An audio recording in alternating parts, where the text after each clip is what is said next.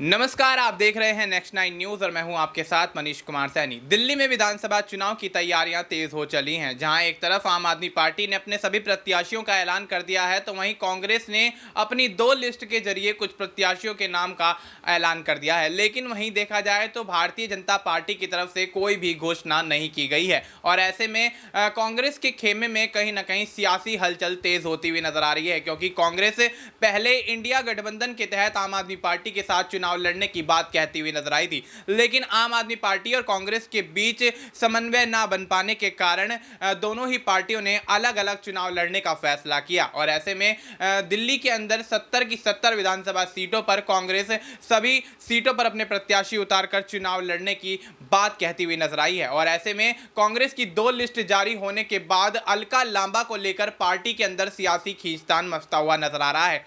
कांग्रेस अलका लांबा को कालकाजी विधानसभा सीट से चुनाव लड़वाने के लिए टिकट देना चाहती थी, लेकिन अलका लांबा ने साफ तौर पर कालकाजी विधानसभा सीट से चुनाव लड़ने से इनकार कर दिया। लेकिन कुछ राजनीतिक सलाहकार ये भी कहते हुए नजर आए थे कि अलका लांबा ने आतिशी को स्ट्रॉन्ग कैंडिडेट मानकर उनकी सीट से चुनाव लड़ने से इनकार कर दिया, क्योंकि देखा जा रहा है कि जिस तरह से आतिशी को अचानक यहां मुख्यमंत्री बनाया गया और आम आदमी पार्टी ने 4 से 5 महीने का जो अपना बचा हुआ कार्यकाल है उसके लिए आतिशी को मुख्यमंत्री के तौर पर चुना और उसके बाद आतिशी के मुख्यमंत्री बनने के बाद जिस तरह से पार्टी में बड़े फेरबदल होते हुए नजर आए, तो उससे कहीं ना कहीं आतिशी की छवि काफी स्ट्रांग होती हुई नजर आई है। तो अब ऐसे में आतिशी की स्ट्रांग छवि को लेकर अलका लांबा के टिकट ना लेने से या टिकट ना लेकर लड़ने से इनकार करने की बात सामने आ रही थी, लेकिन अलका लांबा ने इस पर साफ कर दिया कि ऐसी कोई भी बात नहीं है। दरअसल अलका लांबा नई दिल्ली विधानसभा सीट से चुनाव लड़ना चाहती थी और नई दिल्ली से पहले ही कांग्रेस संदीप दीक्षित पर अपना दांव लगा चुकी है। अलका लांबा को नई दिल्ली सीट से चुनाव न लड़ने के कारण कहीं ना कहीं पार्टी के अंदर सियासी खींचतान देखी जा रही है और अलका लांबा की नाराजगी साफ तौर पर जाहिर होती हुई दिखाई दे रही है। अब ऐसे में अलका लांबा क्या एक बार फिर से आम आदमी पार्टी की तरफ रुख करती हुई नजर आएंगी, क्योंकि पहले भी जब कांग्रेस से नाराजगी यहां पर अलका लांबा की देखी गई तो आम आदमी पार्टी का दामन थामती हुई नजर आई, लेकिन कुछ समय तक आम आदमी पार्टी में रहने के बाद अलका लांबा ने दोबारा घर वापसी की। लेकिन क्या अब यहां अलका लांबा के लिए कांग्रेस के अंदर कोई भी जगह नहीं बची है? क्या कांग्रेस उनको यहाँ कोई स्ट्रॉन्ग कैंडिडेट नहीं मानती है? क्योंकि अलका लांबा लंबे समय से राजनीति में दिल्ली में सक्रिय भूमिका में दिखाई दी हैं और ऐसे में तमाम चीज़ों को लेकर जिस तरह से अलका लांबा आवाज़ उठाती हुई नजर आई है उससे कहीं ना कहीं कांग्रेस को एक बड़ा फायदा मिलता हुआ नजर आया। लेकिन अब जिस तरह से अलका लांबा को लेकर कांग्रेस के अंदर फूट पड़ती हुई नजर आ रही है, उसको लेकर यहाँ तमाम सवाल निकल कर आते हैं। तमाम सवालों के जवाब देने के लिए हमारे साथ हमारे सहयोगी वफा मौजूद हैं। वफा, बहुत बहुत स्वागत है आपका। वफा, किस तरह से देखते हैं दिल्ली के अंदर विधानसभा चुनाव की तैयारियां होती हुई नजर आ रही हैं? कांग्रेस, आम आदमी पार्टी सभी अपने प्रत्याशियों के नामों का ऐलान करती हुई नजर आ रही है। भारतीय जनता पार्टी फिलहाल सुस्त है, शायद कोई बड़ी रणनीति के तहत भारतीय जनता पार्टी अपने प्रत्याशियों के नामों का ऐलान करे, लेकिन वहीं हम देख रहे हैं कि अलका लांबा को लेकर कांग्रेस के अंदर पेच फंसता हुआ नजर आ रहा है। नई दिल्ली से चुनाव लड़ना चाहती थी, लेकिन पार्टी ने संदीप दीक्षित पर नई दिल्ली से दांव खेल दिया है। तो क्या लगता है, क्या बगावत यहां पर करती हुई नजर आएंगी? क्या पार्टी का दामन अलका लांबा छोड़ती हुई नजर आएंगी? और अगर पार्टी का दामन छोड़ देती हैं तो क्या एक बार फिर से आम आदमी पार्टी की तरफ अलका लांबा रुख करेंगी? क्या लगता है? देखिए, जैसा कि आपको पता है कि फरवरी या मार्च में अगले साल के शुरुआत में ही जो है दिल्ली में चुनाव होने हैं और ऐसी चुनाव की तैयारियों में कांग्रेस हो चाहे आम आदमी पार्टी हो, दोनों ही पार्टियों ने ज़ोरों शोरों से तैयारियां शुरू कर दी हैं और अपने प्रत्याशियों की लिस्ट भी जो है वो जारी कर दी है। और आम आदमी पार्टी ने तो 70 की 70 सीटों पर जो है विधानसभा की अब जो लिस्ट है वो जारी कर दी है, लेकिन कांग्रेस ने अभी 2 सूचियाँ जारी की हैं जिसमें लगभग 40 से 50 कैंडिडेट की सूची है। लेकिन बीजेपी ने दिल्ली में अभी तक भी अपनी सूची कोई भी जारी नहीं की है। अब किस रणनीति के तहत ये सूची जारी नहीं की है, ये देखना काफ़ी दिलचस्प होगा।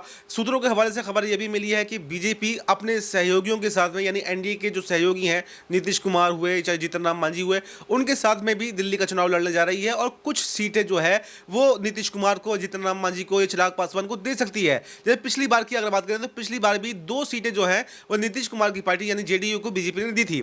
इस पर भी बीजेपी जो है आगे का प्लान कर रही है। अब बात करते हैं अलका लांबा के बारे में।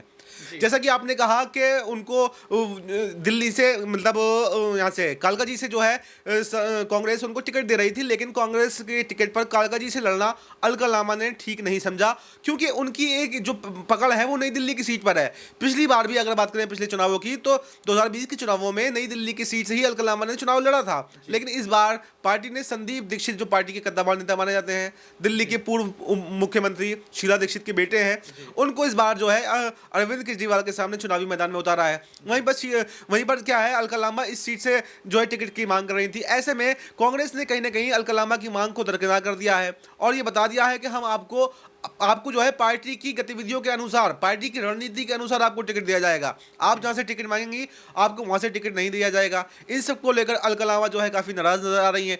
अभी देखना है काफी दिलचस्प होगा, क्योंकि अभी क्या है, अभी कांग्रेस ने सभी 70 सीटों पर अपने जो सूची है वो जारी नहीं की है। अभी मुश्किल से 35 से 40 सीटों पर ही कांग्रेस ने अपने प्रत्याशी को उतारा है। तो अभी जो बाकी बची हुई सीटें हैं, तो उन पर क्या अलका लामा को चुनावी मैदान में उतार सकती है, या फिर अलका लामा जो है अपना दूसरा रास्ता भी इख्तियार कर सकती हैं। हालांकि अगर आम आदमी पार्टी का बात करें तो आम आदमी पार्टी ने सभी 70 सीटों पर जो है अपने उम्मीदवारों को ऐलान कर दिया है। तो ऐसे में अलका लामा अगर आम आदमी पार्टी का रुख करती है तो वहां पर भी उनको टिकट की कोई गुंजाइश नहीं है।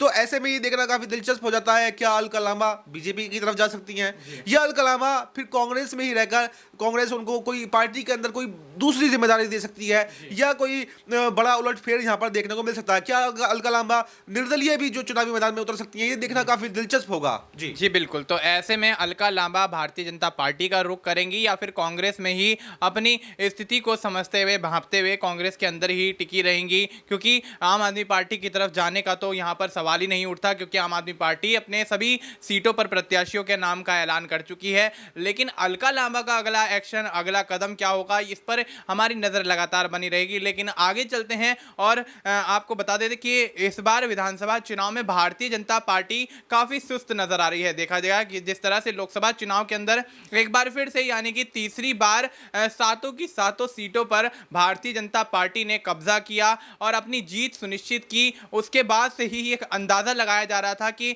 भारतीय जनता पार्टी लोकसभा चुनाव की तरह ही विधानसभा चुनाव में भी आम आदमी पार्टी को करारी शिकस्त देती हुई नजर आएगी। लेकिन अभी तक आम आदमी पार्टी के खिलाफ भारतीय जनता पार्टी ने जिस तरह से कोई भी प्रत्याशी का ऐलान नहीं किया है, तो उससे कहीं ना कहीं भारतीय जनता पार्टी इन चीजों का सामना करती हुई नजर आ रही है कि अब कहीं ना कहीं भारतीय जनता पार्टी विधानसभा चुनाव को लेकर आम आदमी पार्टी की रणनीति से घबरा रही है, क्योंकि आम आदमी पार्टी ने चुनाव से पहले ही जिस तरह से तमाम योजनाओं का ऐलान कर दिया, चाहे वो महिला सम्मान योजना हो, बुजुर्गों के लिए पेंशन हो, ऑटो चालकों के लिए उनकी जो बेटी है उसके विवाह के लिए यहाँ पर लोन की व्यवस्था हो, और तमाम चीज़ें जो हैं वो कहीं ना कहीं यहाँ पर भारतीय जनता पार्टी के खिलाफ माहौल बनाती हुई नजर आ रही हैं। लेकिन अब यही देखना है कि आने वाले समय में किस तरह से भारतीय जनता पार्टी आम आदमी पार्टी की तमाम रणनीतियों को फेल करती है। लेकिन यहाँ एक छोटा सा सवाल और यहाँ पर वफा से लेना चाहेंगे कि वफा किस तरीके से देखते हैं कि अगर यहाँ भारतीय जनता पार्टी के खिलाफ जिस तरह से आम आदमी पार्टी माहौल बनाने की कोशिश कर रही है तमाम योजनाओं के माध्यम से,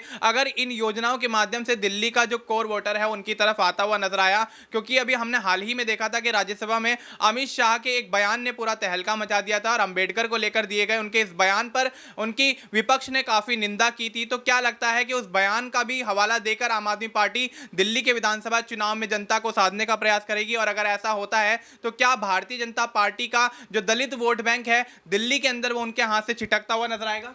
देखिए, दलित वोट बैंक की अगर बात करें तो वो तो जरूर छिटक सकता है, क्योंकि अमित शाह का बयान अपने आप में दलितों को एक झटका देने वाला बयान था। अमित शाह ने ये शायद सोचा भी नहीं होगा कि दलित समाज उनके इस बयान से इतना नाराज हो जाएगा। लेकिन जो दलितों में आक्रोश का माहौल है वो अमित शाह के प्रति वो कहीं ना कहीं बीजेपी की नैया डुबा सकता है। आपने बिल्कुल ठीक कहा कि दिल्ली में अभी लोकसभा चुनाव हुए थे जिसमें बीजेपी ने क्लीन स्वीप किया था, यानी सातों की सातों सीटों पर बीजेपी लगातार 3 लोकसभा चुनावों से उस पर काबिज है। लेकिन क्या है, दिल्ली की सत्ता में पिछले 3 चुनावों से बीजेपी को कोई जीत नहीं मिल पाई है। लेकिन मैं ये अपने दर्शकों को बताना चाहता हूं, जैसा आपने अभी जिक्र किया कि बीजेपी इस बार बड़ी सुस्त नजर आ रही है, तो मैं ये क्लियर कर देना चाहता हूं कि हम बीजेपी को सुस्त नहीं कह सकते हैं।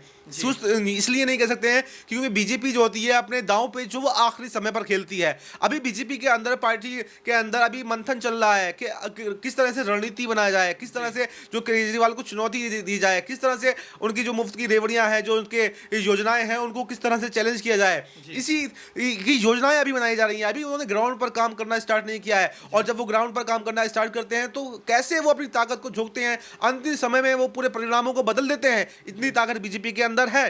क्योंकि अगर मैं ये कहूं तो गलत नहीं होगा कि बीजेपी और आम आदमी पार्टी में अब खरगोश और कछुए वाली चाल का भी फर्क है। यहां पर सबसे तेजी में अगर देखा जाए तो आम आदमी पार्टी है। सबसे पहले आम आदमी पार्टी ने अपनी सूची जारी की। आम आदमी पार्टी खरगोश की चाल से चल रही है, लेकिन जो बीजेपी है वो यहाँ पर कछुए की चाल से चल रही है। और कछुए की चाल से चलते हुए वो ऐसा भी हो सकता है कि आम आदमी पार्टी बीच में अटक जाए और कछुए की धीरे धीरे चाल से कछुआ जीत जाए। ऐसा इसलिए मैं कह रहा हूं क्योंकि बीजेपी रणनीतिज्ञ है।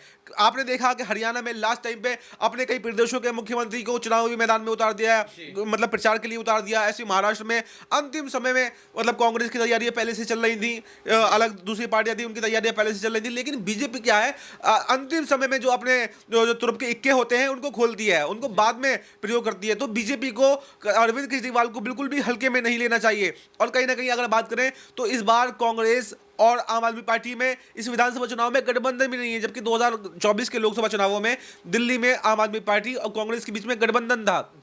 तो ऐसे में ये गठबंधन का टूटना भी कहीं ना कहीं अरविंद केजरीवाल के लिए नुकसान साबित हो सकता है। अगर देखा जाए तो पूरे समीकरणों का अगर देखा जाए तो इस बार का चुनाव जो है वो अरविंद केजरीवाल के लिए भी आसान नहीं होने वाला है। वो इसलिए क्योंकि अरविंद केजरीवाल की पार्टी के बड़े नेताओं पर जो आरोप लगे, जो भ्रष्टाचार के आरोप लगे और इन्हें जेल भी जाना पड़ा, जेल का सामना करना पड़ा, तो इस बार का जो चुनाव है वो दिल्ली में काफी अलग होने वाला है। पहले के चुनावों में अरविंद केजरीवाल की छवि एक साफ सुथरे नेता के तौर पर हुआ करती थी, लेकिन इस बार उनकी छवि पर भी कहीं ना कहीं दाग लग गया है। अगर अरविंद केजरीवाल को जनता वोट देती है तो सिर्फ और सिर्फ उनकी योजनाओं के ऊपर वोट देगी या फिर उनकी फ्री की रेवड़ियों के ऊपर वोट देगी। अगर अरविंद केजरीवाल की छवि की बात करें तो छवि कहीं ना कहीं धूमिल हो चुकी है और बीजेपी ने कहीं ना कहीं रणनीति के तहत भी ये काम किया है। तो आगे देखना काफी दिलचस्प होगा कि आगे आने वाले चुनाव में बीजेपी जीत पाती है या अरविंद केजरीवाल फिर से एक बार सत्ता में बने रहते हैं। जी बिल्कुल। तो ऐसे में अरविंद केजरीवाल की मुफ्त की रेवड़ियां, तमाम योजनाएं क्या कारगर साबित होंगी? क्या अरविंद केजरीवाल एक बार फिर से दिल्ली की सत्ता पर काबिज होते हुए नजर आएंगे? क्या आम आदमी पार्टी एक बार फिर से दिल्ली में प्रचंड बहुमत से सरकार बनाती हुई नजर आएगी? क्योंकि लोकसभा चुनाव में भारतीय जनता पार्टी ने जिस तरह से जीतोड़ मेहनत की और सातों की सातों सीटों पर तीसरी बार जीत दर्ज करके एक हैट्रिक लगाई, और इस बार के विधानसभा चुनाव से पहले जिस तरह से अभी भारतीय जनता पार्टी के अंदर सुस्ती का माहौल दिखाई दे रहा है, तो क्या ये एक तूफान के आने से पहले की शांति है जिसके चलते कहीं ना कहीं भारतीय जनता पार्टी अपने तुरुप के इक्को पर एंड मौके पर खोलती हुई नजर आएगी? और ऐसे में उस समय जब तुरुप के इक्के खुलेंगे तो क्या वाकई भारतीय जनता पार्टी अरविंद केजरीवाल के लिए एक बड़ी चुनौती बनती हुई नजर आएगी? फिलहाल आपको इस मुद्दे पर क्या कुछ लगता है? आप अपनी राय हमें कमेंट करके बना सकते हैं। बाकी देश और दुनिया से जुड़ी तमाम जानकारी के लिए आप देखते रहिए नेक्स्ट 9 न्यूज़।